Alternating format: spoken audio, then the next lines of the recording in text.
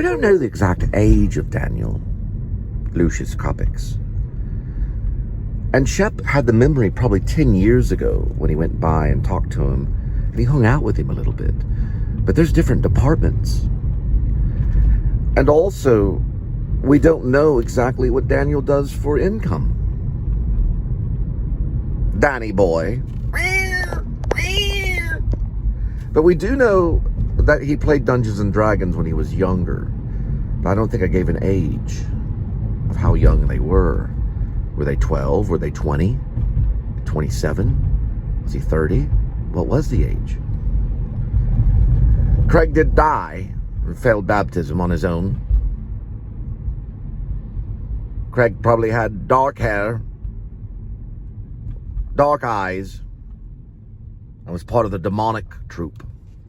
Beware of Craig. Very bad. He had to get baptized forever. Probably. But Craig is still in his head. Craig's last name, I don't know. Hasn't come to me. And the Spiritus Mundi.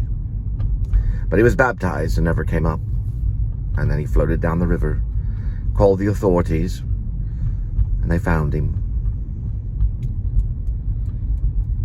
They were hanging out on inner tubes.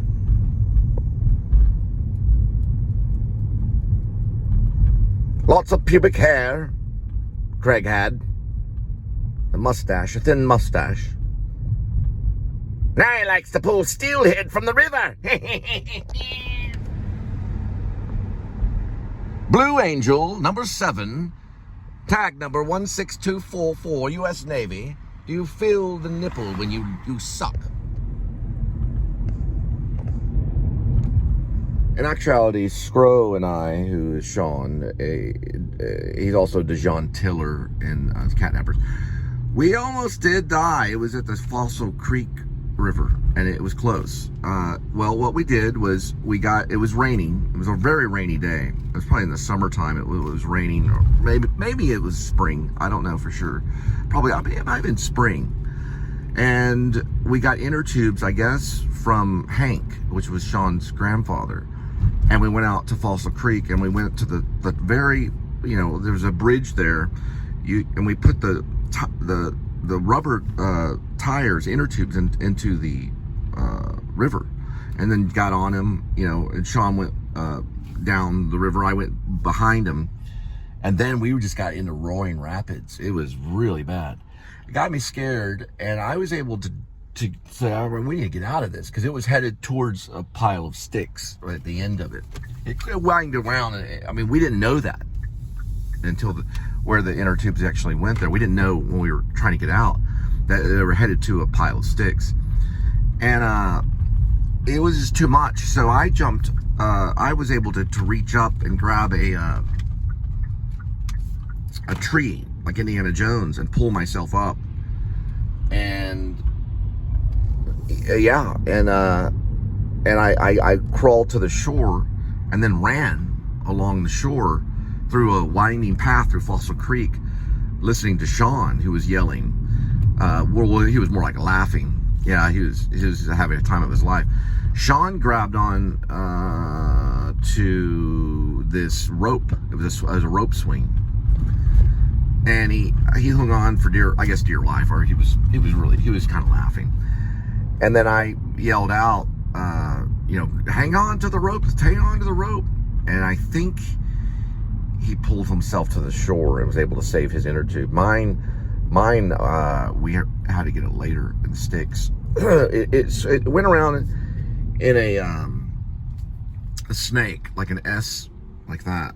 And then it stopped at the other road, which that road's still there. That was a scary road in Catnappers, where the truck came up and pulled its lights on, real bright lights on, and everybody went running but me. I was wearing a trench coat. When that was a different story, but there was a whole big pile of sticks right there next to the baseball field. They had a baseball diamond at Fossil Creek, and then my inner tube ended up there. Sean ended up pulling himself with a rope off up onto the shore, and that's pretty much was kind of like a substitute for organization purposes to be kind of a version of Craig. And I was kind of jealous a little bit of Sean. Sean, I think, was Italian descent and reached puberty first before me, so I was a little envious. But the worst thing I think I ever did was I headbutted him when we were playing that game in putt-putt pretty hard. I put a knot on his head. We were still growing up. We were full of energy. But it was, we were playing that game. It was the game where you did this. It's like you hit two hands on these two little pads, and it made the truck, this monster truck thing, go. And the harder you hit it, the more the truck would jump and stuff like that. Oh, I couldn't beat him, so I headbutted him, and then he got mad and ran, and then I ran after him, and I jumped these stairs pretty far out. I was mad too. Kids can do crazy stuff. And I landed safely, thank goodness, on the bottom where putt-putt was. And one of the workers there that sold the ice cream and stuff like that said, "Man, you went flying in from DFW," because I landed. And then I ran and found Sean and apologized on the side of the road. I was very, very upset and told him that he was a good friend.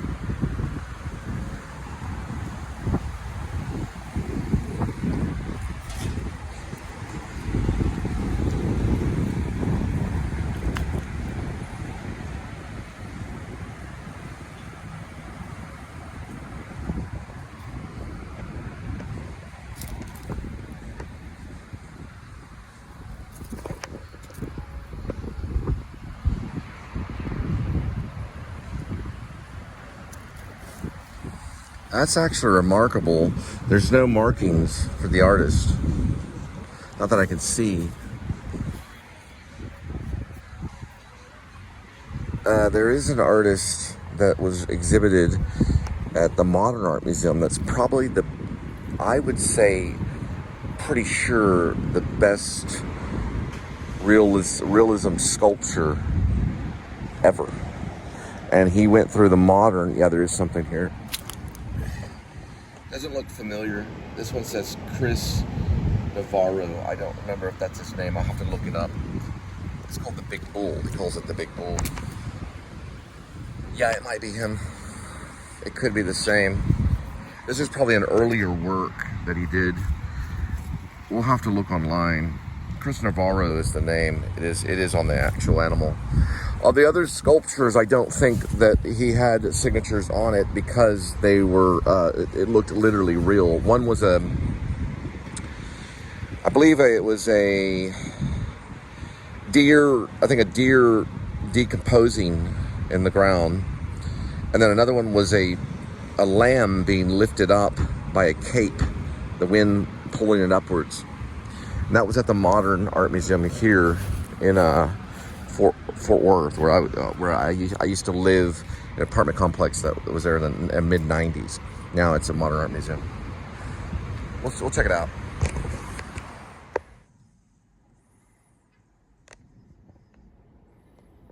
All right, Chris Navarro is a sculptor, but also a painter. He's out of Arizona. It's not the same. Yeah, it's not the same sculptor at all. This guy's dangerously good. He was at the Modern Art Museum. It passed through with a couple of sculptures that we said. We do have it on vlog. It is on vlog. If you go to the Linda, or it'd be Cole and Linda at the Modern Art Museum, Fort Worth, or the Fort Worth Modern Art Museum with Cole and Linda. That's probably what it would be. Okay, so there is Eric Swinson, but I don't know if he's the same sculptor. He does the one with the cape and pulling the lamb up. It's pretty good. The one I'm talking about was a decomposing deer. I don't know if it was still Eric Swinson, but that was done with, it was like a realism. It looked very, very real, but it could have been done with taxidermy maybe. But anyway, it was done at the Modern Art Museum, so I don't know if I know his name. That's Chris Navarro's work. He's an Arizona sculptor and painter. There's Eric Swinson, who was at the Modern Art. I think he might be a Texas sculptor, but there's another one that does like deer decomposing, and it looks very, very frighteningly real.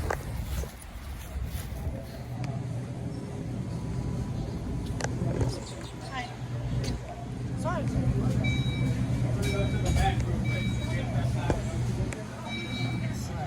But come on, only giving me 3 hours.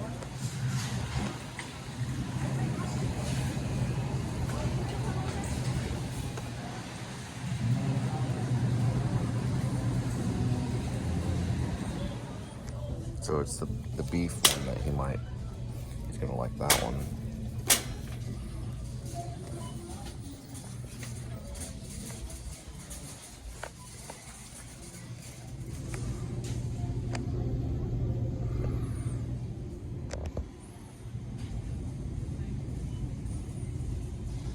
Alright, so let's do like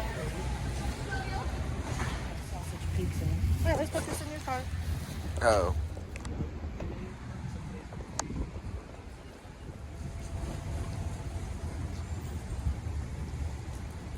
You do your thing.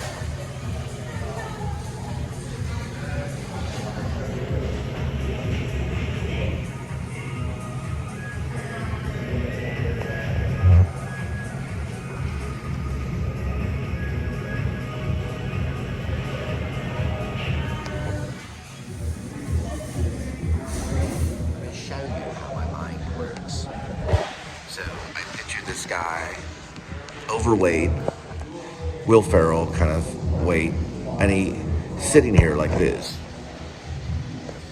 He also once worked for Cricket, and he goes and grabs one, and then everything goes slow motion, and he runs out of the Chipotle, knocking over this guy holding like a laptop computer or something, and the whole entire table just goes like flying. It's all slow motion, with lettuce flying in the air.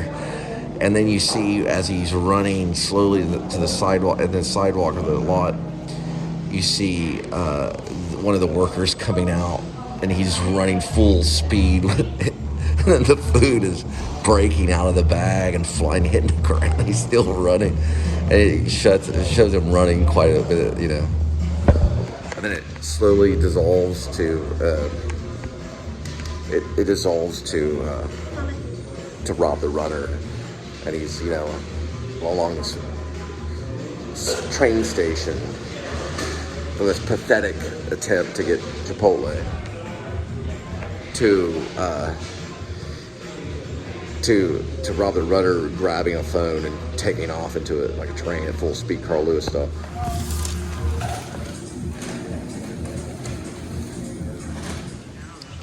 So there's, you know, there's like time traveling aliens, and then there's like a kitty cat. And they really couldn't ever figure anything out. Gary Oldman didn't have a night in it. Sir Anthony Hopkins didn't like night in the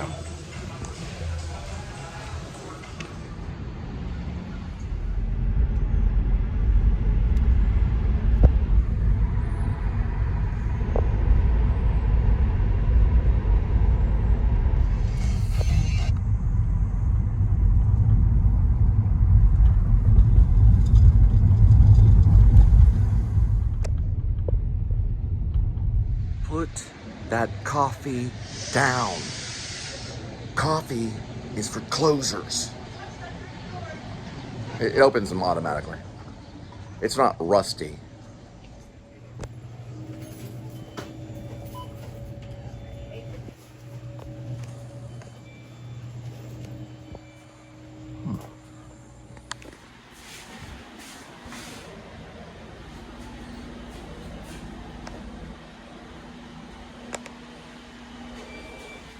It's like 1974. Like Dustin Hoffman wouldn't even use this. I don't even want to show that. At least I have this. And take that as payment for even being in here. Hell, Jim Carrey wouldn't even come in here. Look at this. Well, of course. Everybody must do that. This is halfway like ghetto, you know? It's like... Oh gosh. At least I have this for safety. Gosh. Sorry I had to show that. It was being the carpetbagger kind of thing. What is this? Oh. Here it is. I better wash my hands. Look at this thing. 1984, 85 maybe.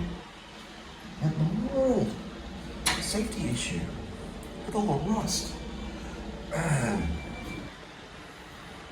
an Alec Baldwin joke, but I don't want to get killed. That's like basically saying F off, you know? Well, wow, dude.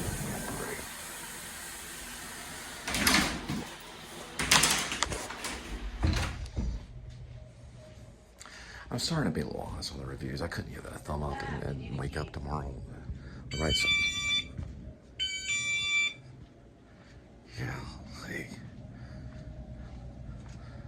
put that chicken noodle down.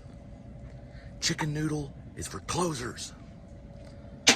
A.D.W.C. Always be chicken noodle. Be careful. Well, at least the United States Coast Guard stickers here. I was like, whoa, thank goodness. They have it, the United States Coast Guard, right next to SpongeBob and Mickey Mouse. Just put one of these on your truck. Been around since 1790. Excuse me. Yeah. The restrooms in the back. I know. I went in there. It was a nightmare. I actually called my therapist and get. I'm gonna go to Albertsons. I can go too. Yeah, I know. Let's go pay for this one. All right, let's go. Yeah, there's toilet paper scattered everywhere. It looked like it was being haunted by Beetlejuice. Yeah. So it's 25 cents cheaper to get 9 more bags. Yeah. There we go. Okay. You might want to check the bathroom. I guess I could Google it. It's The okay. Never mind. It's just toilet paper. Was there shit all over it? Beetlejuice, Beetlejuice, Beetle.